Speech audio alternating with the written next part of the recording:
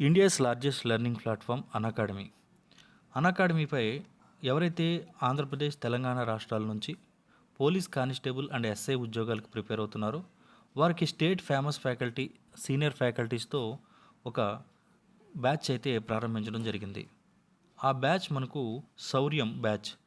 State famous faculties ఇక్కడ మనకు complete syllabus AP SI కానిస్టేబుల్స్కు టీచ్ చేయడంతో పాటుగా మల్టిపుల్ చాయిస్ క్వశ్చన్స్ బేస్ మీద మనకు టెస్ట్స్ కూడా ఇందులో అవైలబుల్గా ఉంటాయి. అదేవిధంగా మనకు తెలుగులో టీచింగ్, అదేవిధంగా నోట్స్ అనేది మనకు పీడిఎఫ్స్ తెలుగు అండ్ ఇంగ్లీష్లో కూడా ఇచ్చేటువంటి అవకాశం ఉంది. కాబట్టి శౌర్యం బ్యాచ్ మనకు మే 7వ తారీఖున ప్రారంభం కాబోతుంది. కాబట్టి ఈ కోర్సులో మీరు జాయిన్ అయ్యి పోలీస్ కావాలి అనేటువంటి మీ కలను నెరవేర్చుకోండి. మీరు ఈ కోర్సు యొక్క ఫీజులో మీకు 10% డిస్కౌంట్ కావాలి అనుకుంటే నా యొక్క రిఫరల్ కోడ్ ఆరుస్10 అనేటువంటి రిఫరల్ కోడ్ని కనుక మీరు ఎంటర్ చేసినట్లయితే ఈ కోర్స్ మొత్తం ఫీజులో 10% ఇన్స్టెంట్ డిస్కౌంట్ అనేది లభిస్తుంది. Welcome to our schedule zone. ఈరోజు వీడియోలో కేవలం ఇంటర్మీడియట్ క్వాలిఫికేషన్తో ఇండియన్ ఎయిర్ ఫోర్స్లో గ్రూప్ సి సివిలియన్ ఉద్యోగాలకు నోటిఫికేషన్ అయితే పడడం జరిగింది. ఎవరైతే అర్హులు ఉన్నారో ఇంటర్మీడియట్ కంప్లీట్ చేసి వీరు ఈ ఉద్యోగాలకు అప్లై చేసుకున్నట్లయితే వచ్చేటువంటి అవకాశం అనేది ఎక్కువగా ఉంటుంది. ఎందుకంటే ఈ జాబ్స్కి అప్లై చేసేవారు తక్కువ మంది ఉంటారు కాబట్టి ఈ నోటిఫికేషన్ యొక్క వివరాలు, ఎన్ని జాబ్స్కి నోటిఫికేషన్ పడింది, అదేవిధంగా ఎన్ని కేటగిరీస్ ఉన్నాయి, వాటి యొక్క అర్హతలు ఏమిటి, దాంతోపాటుగా ఏజ్ రిలాక్సేషన్స్ ఎట్లా ఉంటాయి, అదేవిధంగా ఎగ్జామినేషన్ ప్యాటర్న్ ఎట్లా ఉంటుంది, ఇవన్నీ కూడా మనం ఈ వీడియోలో డిస్కస్ చేయడం జరుగుతుంది. మరి వివరాల్లోకి వెళ్ళినట్లయితే అభ్యర్థులు ఎవరైతే 18 నుంచి 25 ఇయర్స్, అన్ని ఉద్యోగాలకు కూడా మ్యాక్సిమం ఏజ్ లిమిట్ అనేది 25 ఇయర్స్ అండి. కాకపోతే ఎవరైతే అభ్యర్థులు ఓబీసీ క్యాండిడేట్స్ ఉన్నారో వీళ్ళకి 3 ఏళ్ళు ఏజ్ రిలాక్సేషన్, ఎస్సీ ఎస్టీ అభ్యర్థులకు మనకు 5 ఏళ్ళు ఏజ్ రిలాక్సేషన్, అదేవిధంగా ఇక్కడ ఫిజికల్లీ హ్యాండిక్యాప్స్కి కూడా కొంతవరకు అవకాశం ఉందండి. ఫిజికల్లీ హ్యాండిక్యాప్స్కి 10 ఇయర్స్ ఏజ్ రిలాక్సేషన్ అనేది ఉందండి.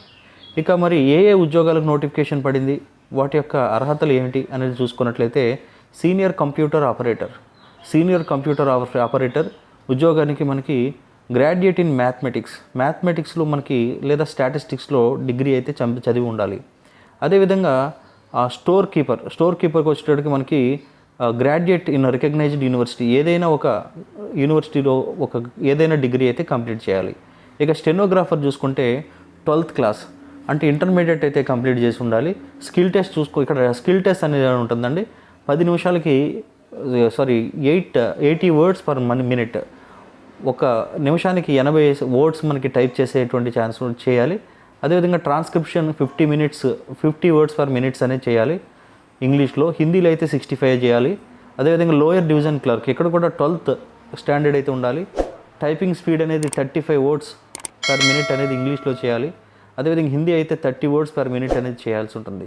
ఇక హిందీ టైపిస్ట్ ఇది కూడా 12th క్లాస్, దీనికి కూడా టైప్ టెస్ట్ ఉంటుంది. స్టోర్ కీపర్ దీనికి 12th క్లాస్ పాస్ అయితే సరిపోతుంది, అంటే ఇంటర్మీడియట్ పాస్ అయితే స్టోర్ కీపర్ ఉద్యోగం వస్తుంది. అదేవిధంగా సివిలియన్ మెకానికల్ ట్రాన్స్పోర్ట్ దీనికి చూసుకున్నట్లయితే మెట్రికులేషన్ అంటే డ్రైవర్ ఉద్యోగాలు అండి, 10th క్లాస్ పాస్ అయితే సరిపోతుంది.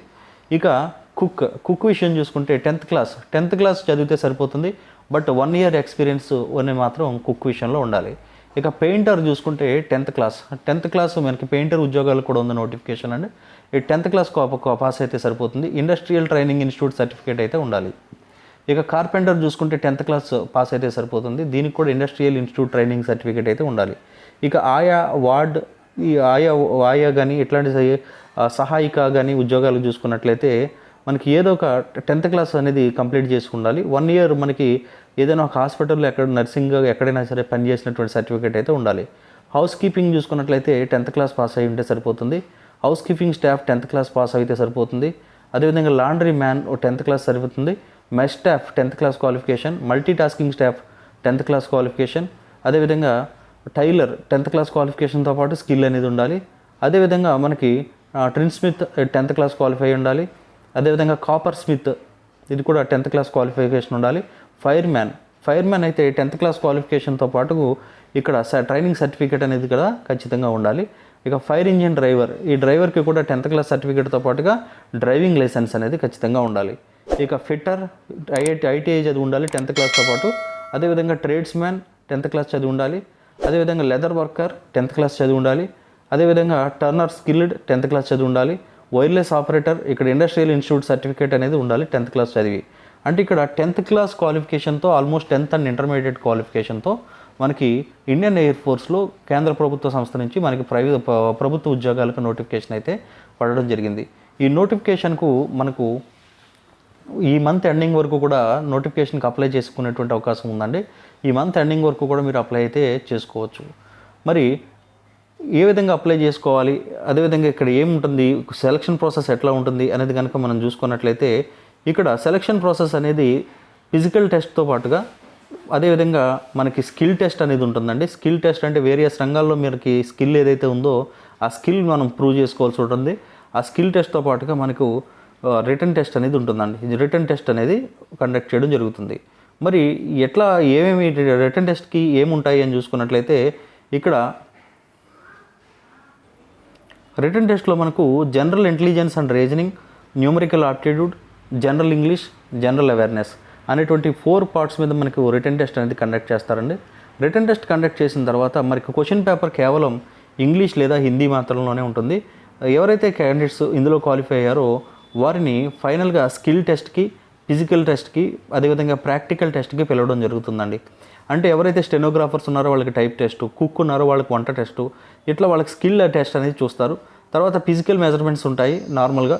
దాంతోపాటుగా నెక్స్ట్ రిటర్న్ టెస్ట్ కంప్లీట్ అయిన వాళ్ళకి ఇవి కండక్ట్ చేసి ఇది కూడా క్వాలిఫై అయిన తర్వాత మనకి షార్ట్ లిస్ట్ చేయడం, ఆ షార్ట్ లిస్ట్లో ఒరిజినల్ సర్టిఫికేట్స్ను వెరిఫై చేయడం, ఫైనల్గా ఉద్యోగానికి ఎంపిక చేసుకోవడం అనేది జరుగుతుంది.